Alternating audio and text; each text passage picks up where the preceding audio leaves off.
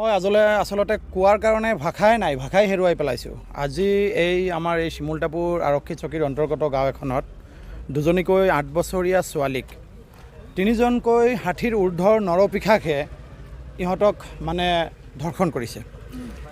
এই কাহিনীটো আমি শুনাৰ পিছত লগালগ তাৎক্ষণিকভাৱে আমি অঞ্চলটোত গ'লোঁ। অঞ্চলটোত যোৱাৰ পিছত আমি শিমুলতাপুৰ ভাৰপ্ৰাপ্ত বিষয়া IC বিষয়াক আমি অৱগত কৰালোঁ। অৱগত কৰাৰ পিছত IC বিষয়াই তাত গ'ল।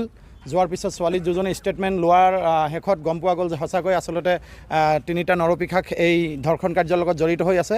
মই এতিয়া এটা কথা ক'বলৈ বাধ্য হৈছোঁ যে আমাৰ ভাৰত চৰকাৰখনে ইতিমধ্যে শ্লোগান দিয়ে, বেটি পঢ়াও বেটি বাচাও, এনেকুৱা ধৰণৰ শ্লোগান দিয়ে। তো সেই শ্লোগানটোৱে জানো কোনো ধৰণৰ ফলপ্ৰসূ হৈছে?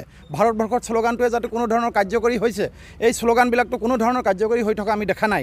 আৰু ইতিমধ্যে আপোনালোকে দেখিছে এই ধৰ্ষণ কাণ্ডৰ লগত জড়িত বা ধৰ্ষণ কৰা ইমান এটা ডাঙৰ ঘটনা মণিপুৰত ঘটি আছে। 2জনকৈ মহিলাক উলংঘ কৰি গোটেই মণিপুৰত হাজাৰ হাজাৰ ৰাইজৰ সন্মুখত সিহঁতক উলংঘ কৰা, সিহঁতক ঘূৰাই ফুৰা আমি পৰিলক্ষিত কৰিছোঁ। আপোনালোকে হয়তো অৱগত দেখিছে। গতিকে তেনেকুৱা ধৰণৰ কাৰ্যই যাতে আমাৰ এই অসমতো গা কৰি উঠিব নোৱাৰে, তাৰ বাবে আমি আপোনালোকৰ জৰিয়তে সদৌ অসম সংখ্যালঘু ছাত্ৰ ইউনিয়নৰ ফালৰ পৰা আমি তীব্ৰভাৱে প্ৰশাসনৰ ওচৰত দাবী জনাইছোঁ যে সিহঁতক কঠোৰৰ পৰা কঠোৰ শাস্তি বিহিব লাগে।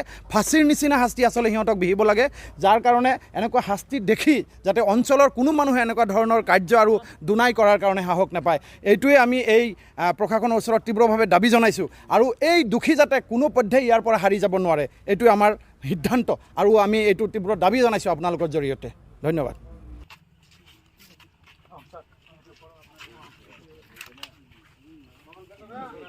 না